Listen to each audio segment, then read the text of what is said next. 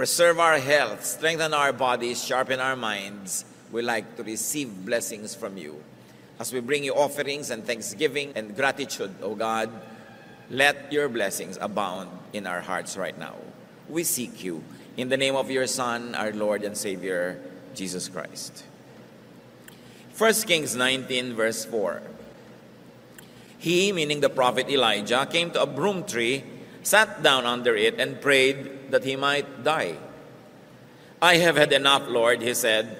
Take my life. I am no better than my ancestors. Isang napakadakilang lalaki, napakadakilang propeta, dumating sa puntong gusto niyang mamatay. How come a great prophet got so unhappy, so sad and so depressed that he wanted to die? Parang hindi mo inaasahan yan sa isang propeta. Pero kung hindi natin inaasahan, merong pagkakamali ang paningin natin sa mga hinirang at mga instrumento ng Diyos. Ang mga dakilang mga instrumento ng Diyos, mga tagapagturo, mga propeta, mga dinaduluyan ng kanyang espiritu upang maging blessing sa iba, ay hindi exempt, hindi puwera sa mga lungkot, sa mga hirap, sa mga kuminsan ay takot. Sa kadalasan, mas sensitive ang mga mas espiritual at mga instrumento ng Diyos. Kaya mas higit lalo silang nauuga, higit mas lalo kumisang natatakot, higit lalong naapektuhan ng hirap, ng lungkot, ng pangamba. Sapagkat sa mamamagitan ng kanilang sensitibong espiritu, natuturuan sila ng Diyos na maging mahusay na mga pastol, mga tagapangaral at tagaturo, dahil nararanasan nila higit kanino man ang mga problema ng tao. Kaya hindi dapat paghanapan ang ating mga spiritual leaders to be supermen and superwomen as if they were exempted from the ravages of life. But in fact, they are even more sensitive. The spirit that it is in the Lord sensitized them even more so they could be relevant and they could be kind and they could be good teachers. Ano naman ang maituturo ng walang pakiramdam at manhid? Paano aakayin nung sobrang laging mabuo ang loob yung mga natatakot? Paano niya uunawain ang mga nangangamba? Kaya pati ang Panginoon, sinabi, lahat ng temptation, dinanas niya upang sa pamamagitan ng anak ng Diyos, ang Diyos na espiritu at hindi physical, malalong maunawaan at maranasan ang dinaranas ng mga taong tulad natin na physical at spiritual din. Siyempre, alam ng Diyos lahat yan, pero kumbaga alam lang niya yun sa teorya kasi hindi naman talaga nangyayari sa Kanya dahil hindi siya physical. Kaya kinailangan ang Diyos sa Kanyang lalong pagpapahalaga at pag-ibig sa atin, ipinadala ang bahagi niya ang Kanyang anak na tinatawag natin upang saluhan tayo sa ating pagkalupa at pagkatao. At habang nananatili siyang nakasalo sa Diyos Ama sa langit sa pagka-espiritu, kasalo natin sa pagkalupa, kaya siya ang nagiging tulay natin na mga lupa at espiritu doon sa espiritu lamang na Diyos. Kaya dinanas ng Panginoon lahat ng pagsubok at lahat ng pasakit at hirap. At nang sa ganoon, ang Diyos Anak ay bumalik sa piling ng Diyos Ama, lalong-lalo na ngayon na nauunawa at na-appreciate ng Diyos na Espiritu ang kalagayan natin. And the Bible says, and God remembers that we are dust. At yun din ang dapat nating maalala tungkol sa ating kapwa, na yung asawa mo, yung anak mo, magulang mo, yung pastor mo, yung mga tauhan sa iyong buhay ay mga tulad mo ring lupa. At dahil doon, lumalawak dapat ang ating pangunawa, hindi ang panghuhusga sa kapwa. Bakit ginustong mamatay ng propetang ito? Samantalang napakamakapangyarihan niya, siya ay nakikisalo sa banal, kabanalan at luwalhati ng Diyos. He was a partaker of the divine nature. But why did he want to die? What factors caused such unhappiness to the point that a great man of God would die? Ang background po nito ay may napakalaking giyera, giyerang relihiyoso. It was a religious war. May bagong reyna sa bayan ng Israel, si Jezebel, foreigner. May iba siyang sinasamba, si Baal. At dinala niya sa Israel ang daan-daan ng mga pare at mga propeta ng kanyang relihiyon. At isa-isa niyang ipinapatay ang mga propeta ng Israel.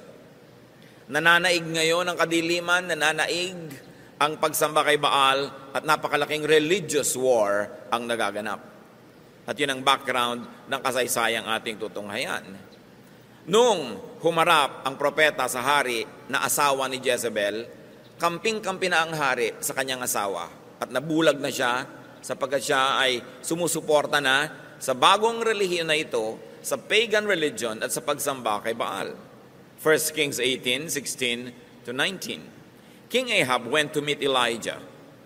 When he saw Elijah, he said to him, "Is that you, you troubler of Israel?" Ikaw ba yan, panggulo ng bayan? Sabi ng hari. "I have not made trouble for Israel," Elijah replied. "But you and your father's family have. You have abandoned the Lord's commands and have followed the Baals." Sabi, sinong panggulo sa atin? Kayong mag-anak. Sumunod kayo kay Baal. Ginulo niyo ang ating bayan, ginagalit niyo ang ating Diyos.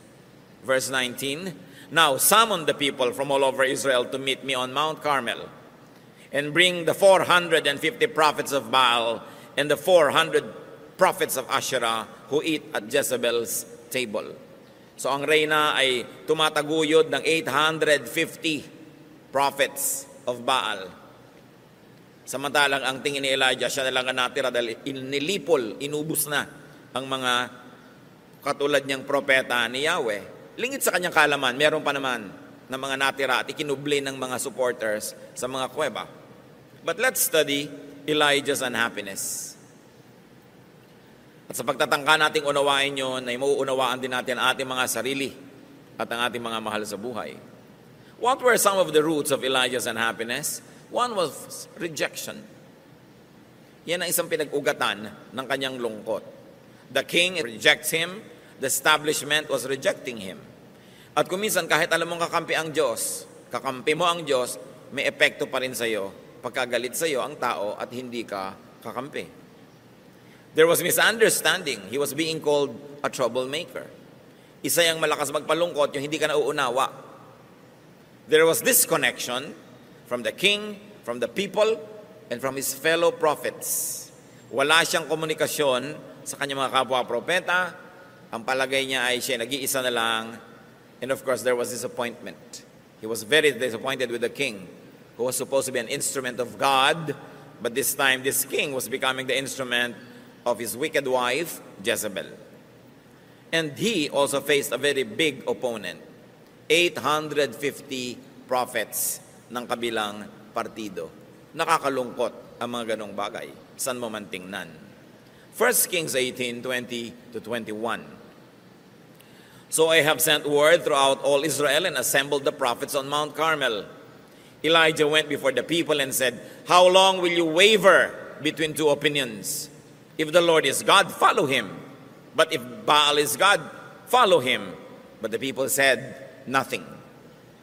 Ang panukala nitong si Elijah, ipunin mo ang buong bayan, tawagin mo rin ang 850 prophets ng asawa mo, magkita-kita tayo sa bundok ng Carmel.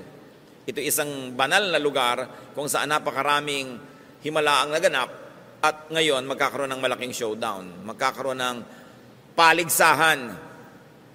At inipon nga ng hari ang mga tao. At sabi nitong propeta, "Ano ba kayo? Parang wala kayong pagkakakilala sa ating Diyos. Kung si Yahweh ay Diyos, kung ating Panginoong Diyos ay Diyos, siya ang sambahin nyo. Ngayon, kung si Baal ang Diyos, siya ang sambahin nyo. Pero hindi pwedeng pareho. Hindi pwedeng dalawa. Hindi kayo pwedeng mamangka sa dalawang ilog." Yung mga tao naman, walang kakibu-kibo. So Elijah faced silence. He probably thought it was indifference and indecision of those around. Again, he suffered disconnection.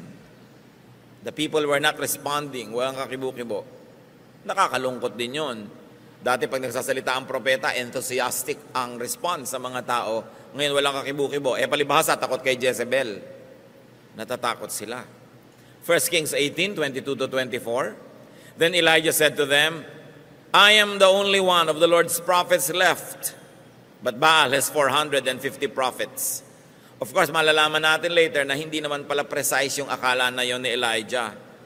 Prophets are not all-knowing. They can also have some details taken wrongly.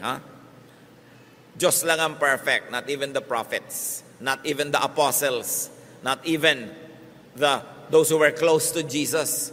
Kaya kumisan may sinasabi sila, may itinuturo sila, susuriin mo rin kasi Diyos lang hindi nagkakamali. Kahit mga propeta, pwedeng may mali. Sunod ka pala ng sunod dahil propeta yon, mali pala. Kaya dapat alam mo lahat or karamihan ng katuruan para malaman mo kung alin yung, ay mali ito, hindi naman talaga siya nag-iisa eh. May daan-daan pa na nagtatago sa kuweba. But meanwhile, we are analyzing what made him so sad. And one of that was he thought he was alone. Rightly or wrongly, he thought he was alone. Verse 23, get 2 bulls for us. Let them choose one for themselves, and let them cut it into pieces and put it on the wood, but not set fire to it. I will prepare the other bull and put it on the wood, but not set fire to it. So ano ngayon ang gagawin nila? Magkakaroon sila ng paghahandog, ng offering. At ang offering nila ay mga bulls, mga malalaking baka. At ang sabi nitong propeta, o mauna na kayo, total marami kayo, kumuha kayo ng 2 baka, isa sa inyo, isa sa akin. Katayin ninyo, pagputol-putulin nyo according to the requirement of the offering, kasi yun, susunugin dapat yun eh. Ipapatong yun sa kahoy, sisindihan yung kahoy, masusunog yun, offering. Sabi, mauna na kayong gumawa niyan. Pero ihanda nyo lang lahat, katayin nyo ang baka, putol-putulin, ipatong ninyo sa panggatong, pero huwag nyong sisindihan ang kahoy. Verse 24, then you call on the name of your God, and I will call on the name of the Lord. The God who answers by fire, He is God. Then all the people said, what you say is good. Sabi, o sige, itong hamon. Ihain ninyo yung inyong baka, tapos huwag niyong sisindihan ng kahoy. Tumawag kayo sa Diyos nyo. Pag biglang may umapoy, galing sa kung saan, di Diyos nyo ay Diyos. Kung sinong Diyos ang sumagot at maglalagay ng apoy dyan, nang hindi tayo ang naglalagay, then siya ang Diyos. At tuwan-tuwa naman ng mga tao, wow, magandang boxing ito. No? At ringside ang buong bayan, manonood sila. But up to that point, what was Elijah's social standing? It was that of aloneness. He was alone. Parang siya lang laban sa buong bayan, laban sa daan-daang mga propeta ng kalaban, at laban sa hari at sa reyna. So there was a disconnection, and a showdown was about to happen. Talagang suspenseful ang event na ito. So, naghanda sila. 1 Kings 18:25 to 29. Elijah said to the prophets of Baal, choose one of the bulls and prepare it first. Sige, mauna na kayo, partida. Since there are so many of you, call on the name of your God, but do not light the fire. So they took the bull given them and prepared it. Then they called on the name of Baal from morning till noon, and said, O Baal, answer us. They shouted. But there was no response. No one answered. And they danced around the altar they had made. So naigawa na nila. Umagang-umaga pa lang, nagsimula na to. Nagsasayaw na sila, nagtutugtog na sila, nagtatawag na sila kay Baal. Inabot na ng tanghaling tapat, uminit na lang at lahat. Wala pang nangyayari. Verse 27, at noon, Elijah began to taunt them. Shout louder, he said. Surely he is a god. Perhaps he's in deep sleep, or in deep thought, or busy, or traveling. Maybe he's sleeping and must be awakened. So they shouted louder and slashed themselves with swords and spears, as was their custom, until their blood flowed. Sabi ni Elijah, oh, lakasan niyo pa! Baka tulog. Baka nagbabiyahe. Baka pagod. Sige pa, lakasan pa. Lalo namang nilakasan nga nitong mga sumasayaw. Hanggang hiniwa-hiwa nila ang kanilang sarili para lumabas ang dugo nila na paraan nila sa pagtawag ng atensyon ng Diyos nila. Dahil pinaniniwalaan nila na gusto ng Diyos silang nakakaamoy ng sariwang dugo. So, tigmak na sila ng dugo at nabasa na yung lupa. Wala pa. Verse 29, midday passed, and they continued their frantic prophesying until the time for the evening sacrifice. Maghapon na to. Didilim na, oras na para sa tunay na oras ng pagbibigay ng mga handog sa Diyos ng Israel. But there was no response, no one answered, no one paid attention. Anong nararanasan dito ni Elijah? He experienced strife. Siyempre may contest. And there was grave intensity. And at this point, he could have already been experiencing fatigue. Maghapon na yan, magdamag pang nakaraan nung kahapon, so pagod na siya, may contest, lahat yan nakakakontribute sa naging kalagayan niya na sobrang kalungkutan later. 1 Kings 18:30-35. Then Elijah said to all the people, "Come here to me." They came to him, and he repaired the altar of the Lord, which was in ruins. Doon niya niyaya ang mga ito sapagkat nando sa Mount Carmel, yung dambana ng Diyos, nagiba-giba na, nilulumot na, guho-guho, dahil matagal nang walang nag-o-offering, walang nagre-repair, walang nag-aayos. Elijah took 12 stones, one for each of the tribes descended from Jacob, to whom the word of the Lord had come, saying, "Your name shall be Israel." With the stones he built an altar in the name of the Lord, and he dug a trench around it, large enough to hold 2 seahs of seed. He arranged the wood, cut the bull into pieces, and laid it on the wood. Then he said to them, "Fill 4 large jars with water, and put it on the offering and on the wood." "Do it again," he said, and they did it again. "Do it a 3rd time," he ordered, and they did it a 3rd time. The water ran down around the altar and even filled the trench. It's very cinematic. Very dramatic. Haba ang lahat ay nanonood at naglalagay ng mga band-aid sa mga sugat nila, itong mga nabigong mga propetang hiwa-hiwa ang katawan at nagdugo ay wala namang sumagot. Eto ngayon siya, dahan-dahan niyang nirepair yung altar na bato. Mga patong-patong na bato lang naman yun eh. Kumuha siya ng mga 12 malalaking bato, pinagtumpok-tumpok. Naghukay siya ng parang kanal sa paligid ng altar niyang binuo. At sabi niya, at nagsibak siya ng kahoy, ipinatong niya sa bato, inayos, at pinutol-putol niya yung baka, inilagay sa ibabaw ng kahoy. At pagkatapos ng sabi, umigib kayo ng tubig, damihan ninyo. Buhusan ninyo itong karne. Buhusan niyo rin yung kahoy, buhusan niyo rin yung bato sa ilalim ng kahoy, at ginawa nila yon hanggang umapaw ang tubig doon sa kanal na ginawa niya sa paligid. Parang merong moat. Sabi niya, puno na, gawin niyo pa uli. Inulit, pangatlong ulit, basang-basa ang lahat. No? Because there were 13 quarts of water that were used. So Elijah went through hard work. Mahirap yata siya gumawa lahat mag-isa pa. At performance level ito. Nakakapagod yan. So pagod na siya. Again, there's the issue of fatigue. 1 Kings 18:36-37. At the time of sacrifice, the prophet Elijah stepped forward and prayed, "O Lord God, God of Abraham, Isaac, and Israel, let it be known today that you are God in Israel, and that I am your servant and have done all these things at your command. Answer me, O Lord, answer me, so these people will know that you, O Lord, are God, and that you are turning their hearts back again." So there was tremendous pressure. Nag-fail na yung kabilang bahagi, yung kabilang partido, siya na lang ngayon ang na-under test. At sinabi niya, "Lord, tayong dalawa ang under pressure here, tayong dalawa ang nakasalang para subukan. Patunayan mo sa kanila kung sino ka, na ikaw ang Diyos ng Israel, at patunayan mo rin sa kanilang ako talaga ang hinirang mo, at hindi itong 850 na ito na kinakatakutan ngayon sinusunod ng mga tao." So there was tremendous pressure. 1 Kings 18:38-39.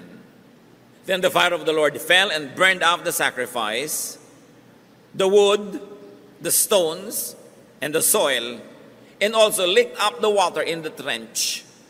When all the people saw this, they fell prostrate and said, "The Lord, He is God. The Lord, He is God." Sa pagdarasal na ito ni Elijah, patunayan mo, O Diyos, kung sino ka, at patunayan mong ako, hindi ang mga peke na ito, ang hinirang mo. Biglang may nalaglag na apoy mula sa langit. At nag-apoy yung karne. Nauna yung karne na nag-apoy, baligtad dito. Sumunod na nag-apoy yung kahoy, at pati yung bato, at pati yung lupa, nag-apoy, at pati yung tubig na umaapaw, nag-evaporate sa init at tindi ng tubig na galing sa Panginoon. Napatunayan ng bayan kung sino talaga ang Diyos. So, silang lahat nila sabi, totoo nga, ang Diyos natin ang Diyos, siya ang dapat sambahin. So what did the prophet experience here? Success. There was glory. Nagtagumpay siya.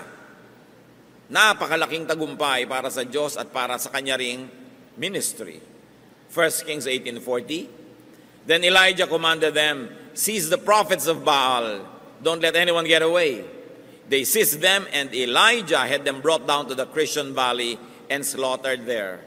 O napagod na naman ang pobreng Elijah, mag-isa niyang pinatay lahat ang 850 priests na ito. So there was victory. Complete, perfect victory. But you know what? Success and glory could lead to unhappiness and depression. Akala nyo ba kabiguan lang nakakapagpalungkot? Ang katakataka, yung sobra ding tagumpay, pag lalo't di mo nadala at nakaya, pwede ka rin niyang sirain. Kaya may mga rock stars, mga movie stars, politicians, statesmen, even religious leaders, and in our story, even the prophet Elijah, nalungkot magkatapos yung tagumpay. Hindi na kaya. Because there could be unhappiness after great glory. Kaya nakikita nyo yung mga artista kumisan, lalo sa tanghalan, sa entablado, pagkatapos ng kanilang huling palabas, may cast party. Kasi gising na gising pa yung electricity ng body nila sa palakpak, sa tagumpay, mahirap itulog yun. Kailangan ma-deflate ka, kumbaga sa lobo, halos puputo ka na, kailangan magbawas ka ng hangin dahan-dahan para hindi ka sumabog. And as we can see here, unhappiness is, among others, electricity. So Elijah was electrified by his victory, pero nabasa natin maya-maya, gusto niyang mamatay. 1 Kings 18:41-42. And Elijah said to Ahab, go, eat and drink, for there is the sound of a heavy rain. So Ahab went off to eat and drink. But Elijah climbed to the top of Mount Carmel, bent down to the ground, and put his face between his knees. Anong background nito mga kapatid? 7 taon na hindi umuulan. May tagtuyot, taggutom, may salot sa bayan ng Israel dahil sa kanilang idolatry. At dahil muling nabuo ang dambana, ang altar ng Diyos, muling naparangalan ang kanyang propeta, muling nasamba ang kanyang pangalan, at muling nagkaroon ng offering doon sa altar na yon, magpapaulan na ang Diyos. At naramdaman yon ng propeta. Sabi niya sa hari, kumain ka, uminom ka, malakas ang darating na ulan. Ano yung konteksto? Mahaba ang biyahe mo, magbiyahe ka na pauwi. Kasi magkakaroon ng balaho. Lahat ng natuyong lupa na naging alikabok, mababasa ng ulan, magkakaputik, hindi makakalakad ang chariot mo, ang mga kabayo mo, hindi makakatakbo sa makapal na putik. So kumain ka na, uminom ka, maghanda ka na, at umuwi ka na. Meanwhile, ang propeta hindi naman kumain. Pumunta siya sa bundok at halos ilagay niya yung ulo niya sa pagitan ng dalawan niyang tuhod na siya'y nakatalungko. He was squatting and his face nearly touched the ground. It was an act of deep worship and meditation of some of the prophets in the Old Testament. But there was hunger and thirst for him na idinagdag pa sa kanyang mga pagod, hirap na naranasan. Naging malungkot din siya, as we can see. Unhappiness is, among others, chemistry. Nakakalungkot din yung gutom ka. Kaya maraming mga sobrang nagda-diet na de-depress. Hindi nila alam, ba't kaya ang lungkot-lungkot ko, yung bewang ko, 22 na. No? Yung pala habang lumiliit yung bewang, pwede yan ma-depress ka kasi kulang ka na talaga sa nutrients. 1 Kings 18:43-45. Go and look toward the sea, he told his servant. And he went up and looked. There is nothing there, he said. 7 times Elijah said, go back. The 7th time, the servant reported, a cloud as small as a man's hand is rising from the sea. So Elijah said, go and tell Ahab, hitch up your chariot and go down before the rain stops you. Meanwhile, the sky grew black with clouds, the wind rose, a heavy rain came on, and Ahab rode off to Jezreel. So nangyari, umulan. At nagbiyahe itong si Haring Ahab. Now, the distance between Jezreel and Mount Carmel was more or less 32 kilometers. And the Bible tells us that this prophet Elijah, after a very, very tiring day, ran ahead of the chariot and went and reached Jezreel ahead of the king. So nagtatakbo pa siya. So there was exhaustion. As you can see, happiness or unhappiness is also fatigue. Pag sobra kang pagod, may tendency ka ring ma-depress. 1 Kings 19, 1-4, nakita si Ahab at ang kanyang asawa. Sabi siguro ni Jezebel, patay na ba si Elijah? Now Ahab told Jezebel everything Elijah had done and how he had killed all the prophets with the sword. So Jezebel sent a messenger to Elijah to say, "May the gods deal with me, be it ever so severely, if by this time tomorrow I do not make your life like that of one of them." So nabalitaan ni Jezebel na namatay ang lahat ng kanyang mga kampon. Nagpadala siya ng mensahe dito kay Elijah. Text siya agad, "Elijah, bukas patay ka. Kung anong nangyari sa mga prophet ko, ganon din ang mangyayari sa iyo." Verse 3, Elijah was afraid and ran for his life. Nakita nyo to? Matapos yung tagumpay, yung napaka-dramatic na pagpapakilala ng Diyos kung sino siya, Elijah was afraid and ran for his life. Ngayon pang patay na yung 850 prophets, ngayon pang bumalik na ang debosyon ng Israel sa Diyos, ngayon pang siya na uli ang kinikilalang propeta, natakot at nagtago. When he came to Beersheba in Judah, he left his servant there, while he himself went a day's journey into the desert. He came to a broom tree. Bumalik na tayo sa binasa natin kanina sa simula. He came to a broom tree, sat down under it, and prayed that he might die. "I have had enough, Lord," he said. "Take my life. I am no better than my ancestors." So what added to the brew, there was threat to his life. Meron din naman dati na. And there was fear. Meron na rin naman dati na. Pero anong dumagdag? Kasi nagkahalo-halo na lahat. Yung tagumpay, yung takot, yung pagod, yung gutom, yung hirap, nagkahalo-halo. It was too much ministry. Kaya sabi niya, "I have had too much." Nasobrahan. So pati yung propeta, nung nasobrahan, na-depress. Gusto na niyang mamatay. Ba't natin ito pinag-aaralan? Para masuri natin our own unhappiness. The roots of our unhappiness can be the same as that of Elijah's. Where did unhappiness come from? Because unhappiness can come from one, rejection. Tulad niya, pag nare-reject tayo, we can be unhappy. Lalong-lalo if you experience rejection in childhood. Lalong-lalo kung ang isang babae became pregnant out of wedlock, nire-reject kumisa ng mga lola at lola niya, ng mga kamag-anak. Paabot mo yan, ipalaglag mo yan, etc., etc. So, nararamdaman ng bata. At kung minsan nagkakaroon yun ng psychological effect sa kanya hanggang pagtanda. Kung tayo ay nakaranas ng rejection, ganun man o lighter ways, parang may mas maganda kang kapatid, parang siya yung paborito, parang may mas matalino kang kapatid o pinsan, siya lagi napupuri. Kung tayo ay nakaranas ng rejection, you know what you do? You can no longer change your past, but you can change your heart about it. You can change your outlook. Get over it. Tapusin nyo na yon. And the best way to get over it is to forgive people who rejected you. Sapagkat pag hindi nyo pinatawad lahat yung mga tumanggi, hindi gumusto, umayaw sa inyo noon, dala-dala nyo yung hapdi, yung kirot habang buhay. At kaya madalas gusto nyo siguro magpakamatay o nalulungkot kayo, hindi nyo maintindihan. Kasi merong nakaugat sa puso nyo dapat ay bunutin, and that is sorrow and pain and bitterness. At ang mahalaga, get accepted by others now. Become more acceptable. Kung nagkulang noon ang pagmamahal sa atin ng mga tao, sikapin nyo ngayon na mamahal naman kayo ng iba, maging kamahal-mahal kayo. Mas maging maganda ang ating ugali. Tayo'y makibagay, makisama. At nang sa ganon, mas matanggap tayo para makatakas na tayo dun sa hindi ako minahal noon, kawawa naman ako noon, puwera ako noon. Noon na yun eh. At sa lagay, naapektuhan ka na noong araw, hanggang ngayon maapektuhan ka pa. Bukas maapektuhan ka, next year maapektuhan ka rin. Paulit-ulit ang kalugihan mo. Kailangan mong palayain na yung sarili sa tulong ng Diyos. And the best way is to forgive everyone who rejected you.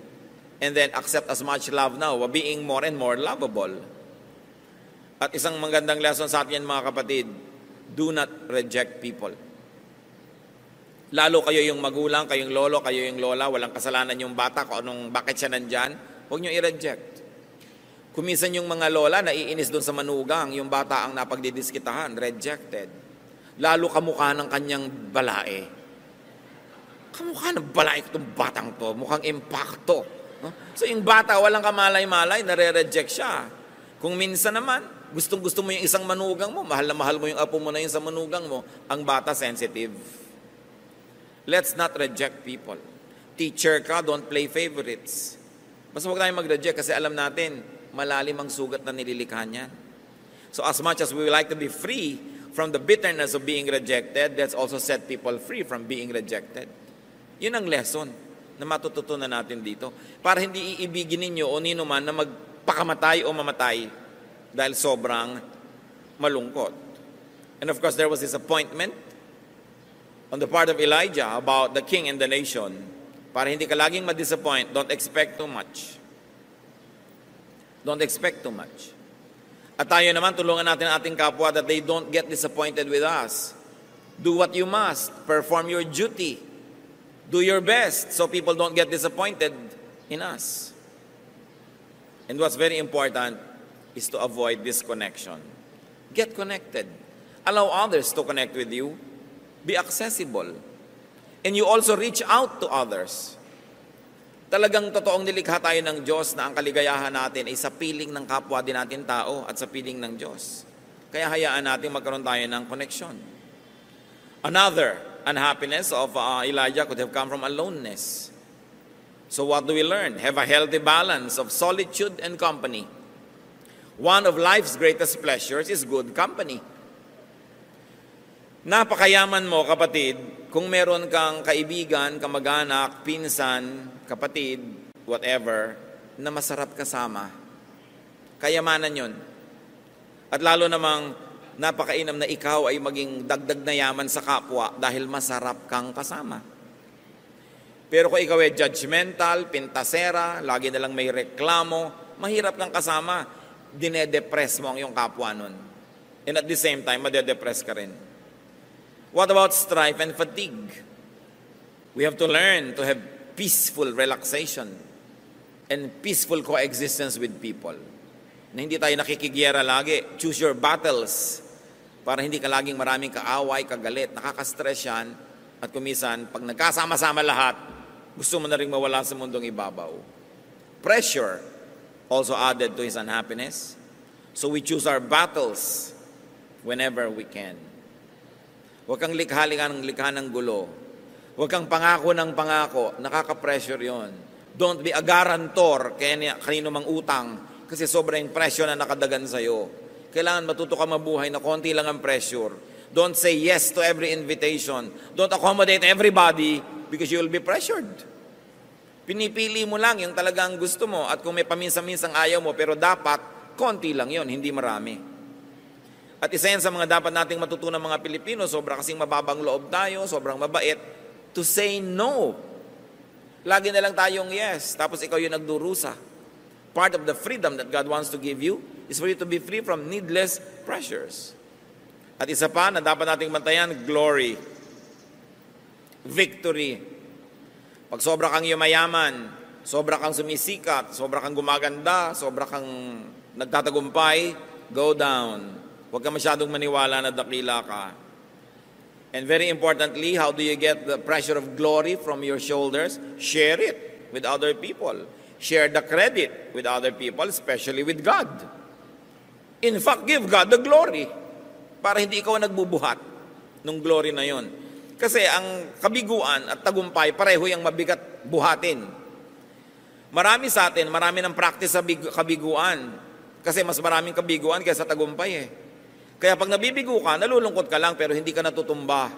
Pero marami ang hindi nadadala at hindi nakakaya yung tagumpay. Doon sila nasisira. Kaya kung minsan, ang hinihiling mong tagumpay sa Diyos, pag hindi niya ibinigay, pasalamat ka rin. Kasi alam niya yung load limit mo. Wawasakin ka lang ng sobrang tagumpay, kaya ang ibibigay lang sa iyo yung kaya mong dalhin. Even God's no answer is a blessing dahil alam niya ang ating kapasidad. What about his hunger and thirst? So alam na natin yung solusyon. Eat and drink properly.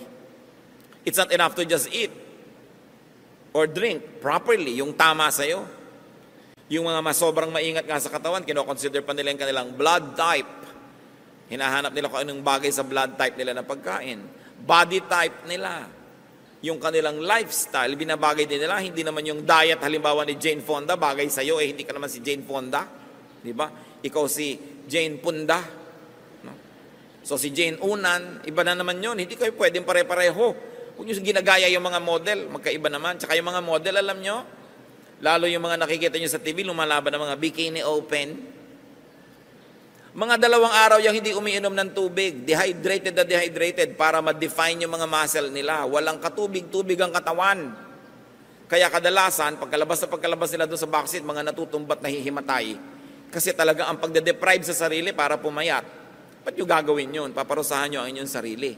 No? So kailangan, may body type ka, may comfortable weight ka. Kung talagang yun, you cannot be somebody else. And you must not depress yourself trying to be someone else. At isa pa pang nakita natin dito kay Elijah, fear. So deal with your fears. Uproot or at least minimize if you cannot conquer your fears. Dapat yan inilalagay sa lugar. What are more insights into the cures to unhappiness and depression according to the experience of Elijah? Nasabi na natin, dagdagan pa natin na lalong-lalong ngayon nakabase sa kanyang karanasan. 1 Kings 19, 5-8. Tuloy ang kwento. Then he lay down, matapos siya sabihin, Lord, gusto ko nang mamatay. Then he lay down under the tree and fell asleep. All at once, an angel touched him and said, get up and eat. He looked around, and there by his head was a cake of bread baked over hot coals and a jar of water. He ate and drank and then lay down again. Matapos siya magreklamong hindi na niya makaya, napahiga na siya doon sa lilim ng puno at siya ay nakatulog. Pinukaw siya ng anghel, hinipo siya, tinapik-tapik at sinabing, bumangon ka muna. No? Kumain ka muna. Huwag kang matulog ng gutom.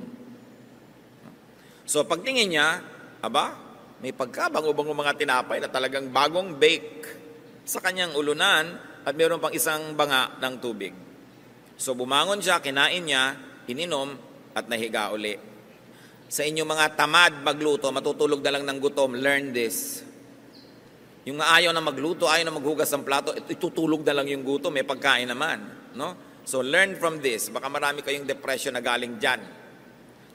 Ito naman siya, hindi tamad, wala lang talaga siyang pagkain, kaya pinaghimalaan. Ngayon, kung meron kayo sa bahay nyo, hindi nyo kailangan ng himala. Verse 7, the angel of the Lord came back a second time and touched him and said, get up and eat, for the journey is too much for you. So he got up and ate and drank. Strengthened by that food, he traveled 40 days and 40 nights until he reached Horeb, the mountain of God. Ministry na naman. Balik na naman siya sa dati. Samantalang kani-kanila lang gustong mamatay. Gutom lang pala. Kaya siya sobrang na-depress. Kaya dapat i-balance natin yan. Pinag-aralan natin yung unhappiness, tingnan natin yung kabaligtaran. Bakit siya na-revive? Because happiness is a tree. Kumisan parang maliit na detalye lang sa kwento. Naglakbay siya, iniwan niya yung katulong at naglakad pa siya mag-isa maghapon. Talagang gusto niya mapag-isa para walang makapigil sa kanya. Kaya alam niyo yung mga gusto ko magpakamatay, pag hindi ka dumating dito, magpapakamatay ako. Hindi magpapakamatay yun. Yung talaga magpapakamatay, wala siyang sinasabihan para maituloy niya ang balak niya. No? Paminsan-minsan, baka rin matuloy, kayo na makiramdam. No? Kung nag-iinarte lang, yung gustong kunwari ang magpapakamatay. Kung minsan man, baka nga matuloy, so bahala kayo kung anong gagawin nyo. Pero nakikita nyo, yung talagang determined magpakamatay, walang sinasabihan yun. Ngayon, happiness is a tree, a shade, a comfort. Ano yan sa atin? Hindi naman lagi na lang literal na puno. Pag sobra na tayong stressed, malungkot, find your tree. Maybe it's a place.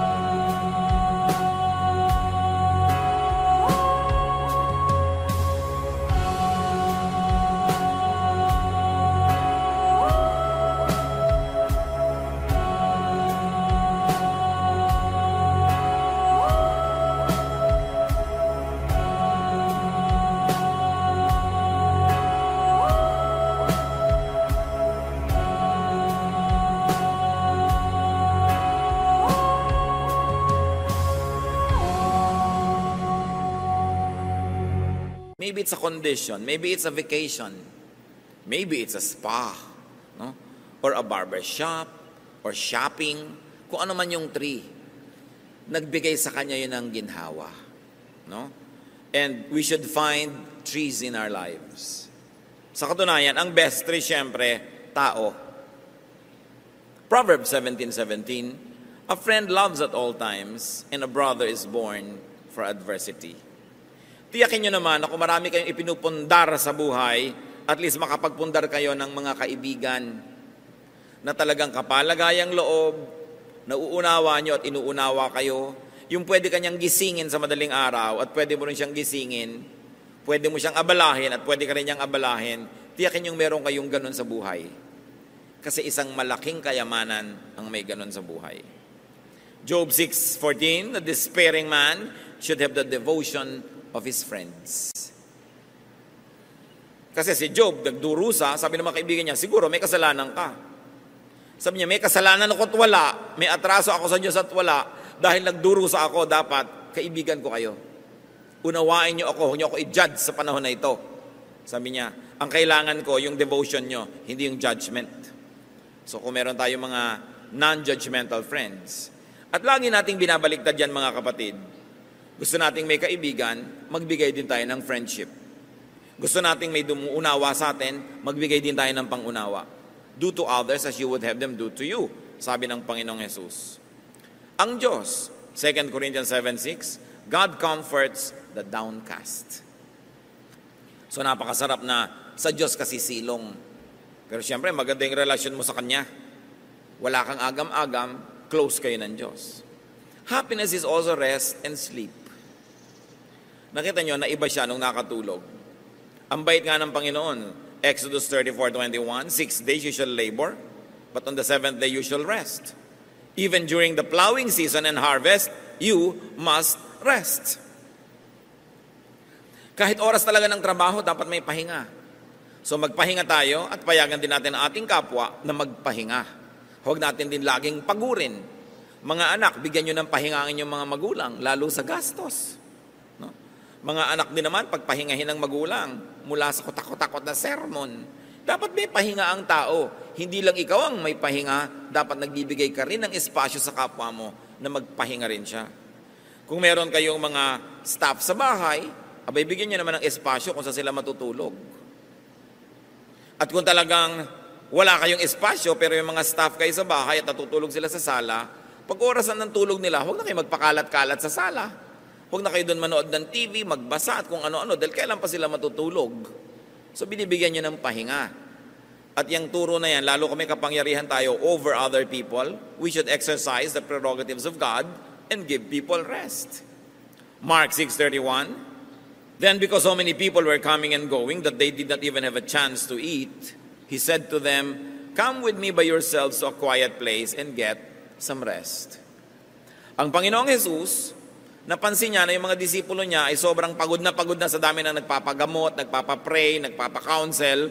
Sabi niya, teka, time out, iwan natin lahat yung pasyente, rest muna tayo, retreat muna tayo. Nakita niyo pag-ibig ng Diyos, hindi lang niya mahal yung mga tao, mahal din niya yung workers. Sabi niya, magpahinga tayo, hayaan niyo na sila. Hindi naman nauubos yung may sakit at gutom, magpahinga muna tayo. At pag nakapagpahinga na kayo, tsaka itutuloy ang ministry. Jeremiah 31:26, my sleep had been pleasant to me. And Psalm 127:2 says that God grants sleep to those He loves. So do the same. Give people around you sleep. Husbands, pag hindi kayo umuwi sa oras, o kayo yung mga nasa field work, malayo, hindi makakatulog ang mga asawa ninyo, lalo meron kayong bad record. Okay? Patulugin ninyo mga asawa nyo, ibalik nyo yung kanyang tiwala, pahinga ng puso, hindi yung pag nakatalikod siya kung ano-anong mga himala ang nagaganap. Kaya tuloy, pag hindi kayo magkasama, hirap na hirap ang loob. Napakalaking pahirap yan sa mahal nyo sa buhay. Kung ang Diyos, pinapahinga tayo, dapat kayo, kung sino man yung mahal nyo sa buhay, mga anak, patulugin nyo yung mga magulang nyo. Hindi yung alauna na ng umaga, wala pa kayo. Kung minsan alana, hindi na lang alauna, talagang alana, hindi na umuwi. No? Maawa kayo sa nagmamahal sa inyo dahil nag-aalala. Hindi yung sasabihin, safe naman ako, I'm okay. Bakit ba pinoproblema mo yan? Ikaw, alam mong safe ka kasi nandun ka, kasama mo yung sarili mo. Yung hindi nakakakita sa'yo, nag-aalala.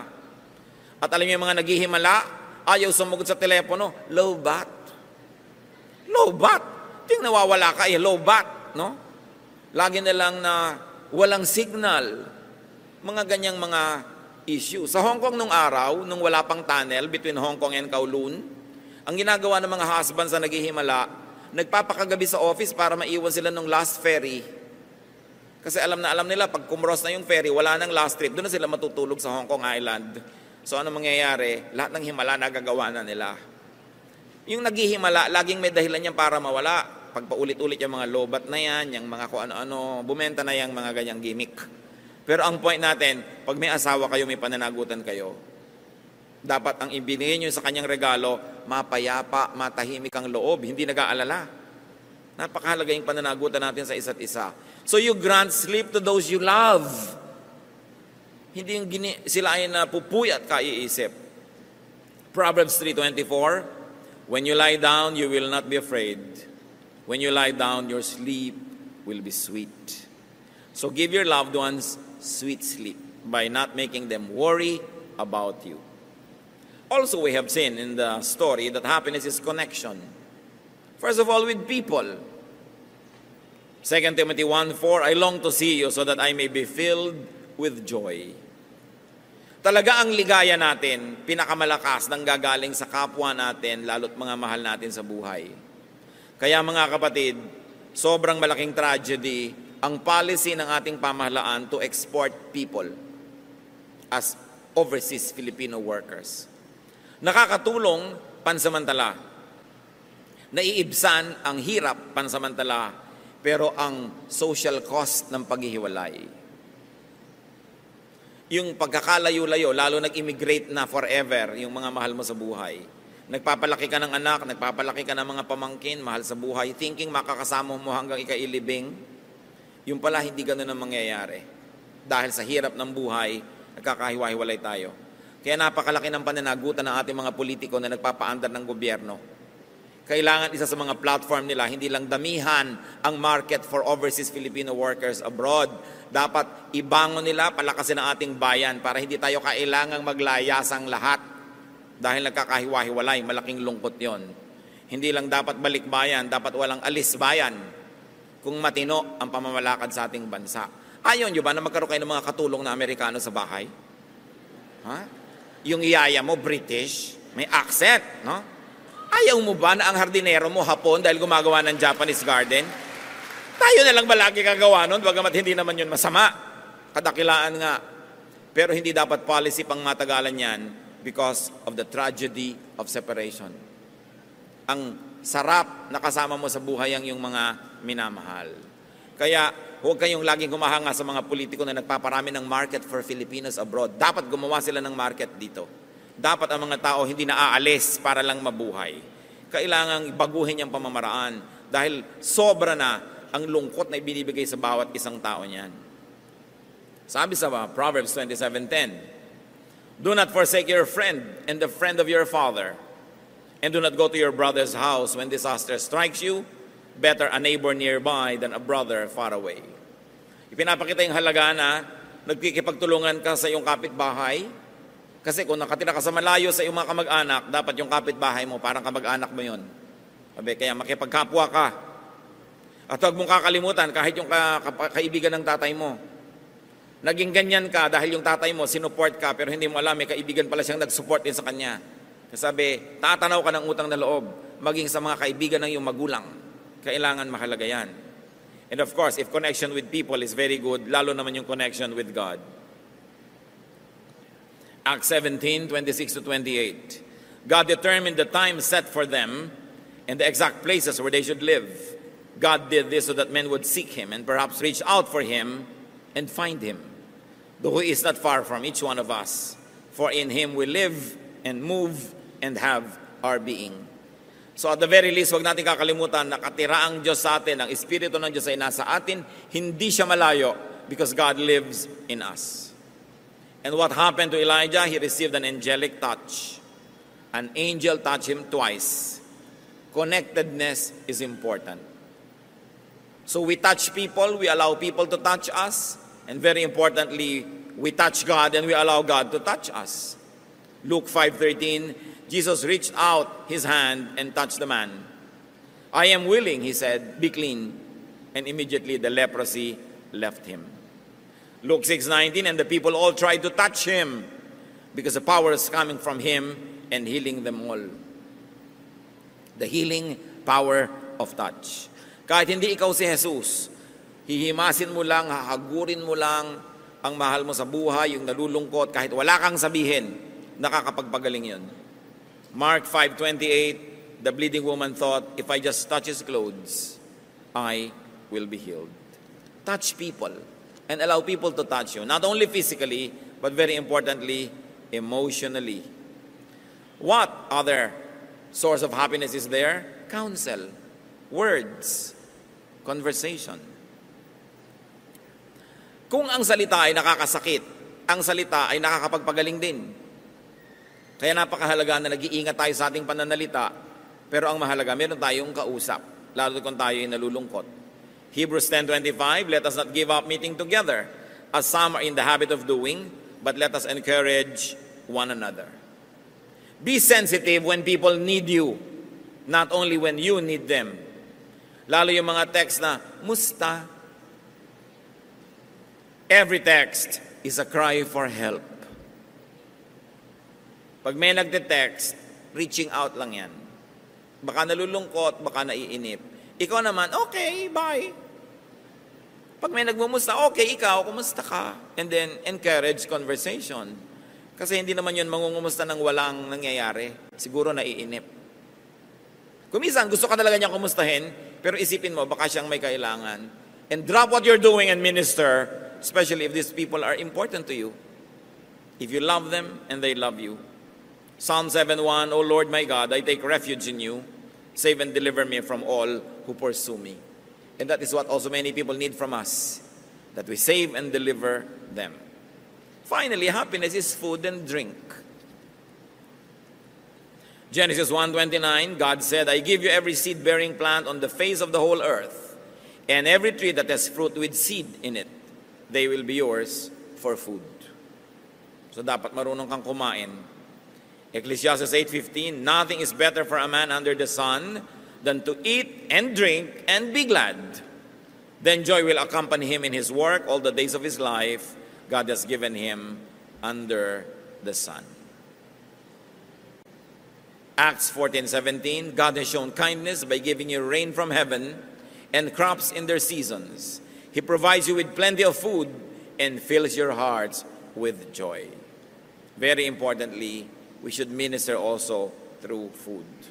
So be happy. Make others happy. Ang mga tao, kung anong binibigay natin sa kanila, yun ang nire-reflect nila pabalik sa atin. Bumabalik lahat yan. Kaya kung kabutihan ang ginagawa natin sa kanila, kabutihan din ang bumabalik sa atin. Maybe not through them, but through other people. Maybe not today, but definitely tomorrow. Nangyayari yun. Ang ginagawa natin sa tao, yun din ang nangyayari sa atin. So, ang sinabi ng Panginoong Jesus, kung anong gusto mong gawin sa inang kapwa, yun ang gawin mo sa Kanya. Strive to be happy and do your best to make other people happy. Iwasan natin yung mga nagpa-depress kay Elijah. Sobrang pagod, sobrang tagumpay din kung minsan na hindi na isi-share with others. Iwasan din natin yung sobrang magutom, mauhaw, mawalay sa kapwa, mapag-isa, nagiging bunga ay kalungkutan at kung minsan, depression. God wants you happy. Panginoon, salamat sapagkat kayo concerned sa amin at marami kayong iniwang mga lesson sa Biblia para aming kapulutan ng aral. Turuan niyo po kami na matuto, pag-aralan ng aming mga kalungkutan at kalungkutan ng mga mahal namin sa buhay at sa aming Panginoon na learning from you and from your wisdom, may life find us happier and we may make other people much happier. Pagbulay-bulayan natin sumandali sa tahimik na pananalangin ang iba pa mga personal application